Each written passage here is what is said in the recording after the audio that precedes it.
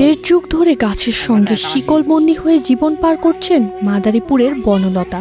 এক সময় ছিলেন মেধাবী ছাত্রী, কিন্তু একটি অস্ত্রোপচারের পর ধীরে ধীরে হারিয়ে ফেলেন মানসিক ভারসাম্য। এখন অর্থের অভাবে বন্ধ তার চিকিৎসা।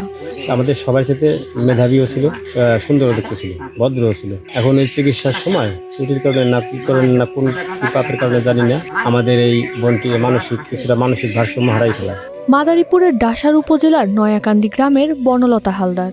অষ্টম শ্রেণীতে পড়ার সময় পেটে ভুল অস্ত্রোপচারে থমকে যায় তার জীবন।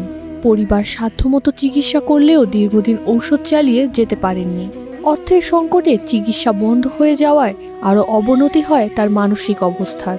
আবার ঢাকায় যে ওষুধপত্রগুলি ঠিক মতো খাইতে পারে নাকি টাকা পয়সার জন্য, এর পর হাসি কাছে কি আবার বাড়ি গেছে। বাড়ি একটু এই পাগলা পাগলা যেতে গেছে। তারপর আমাগুলোকে মানে তালে বেতালে কথাবার্তা কইতো।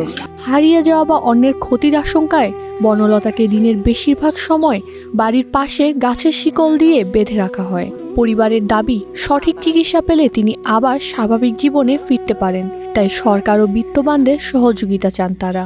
হঠাৎ করে অসুস্থ হয়ে গেল, ও যদি ভালো চিকিৎসা পায় তাহলে ও সুস্থ হয়ে যাবে আশা করি। সরকার যদি ওনারা একটু সহযোগিতা করতো, যে আমাদের একটু সহযোগিতা হতো, যে ওনারা চিকিৎসা করবে ভালোভাবে আমাদের কাছে জানি ফিরিয়ে দেয়। এদিকে স্থানীয় প্রতিনিধি ও উপজেলা প্রশাসন জানিয়েছেন, পরিবারের সম্মতি থাকলে বনলতাকে সরকারি মানসিক হাসপাতালে ভর্তি করে চিকিৎসার ব্যবস্থা করা হবে।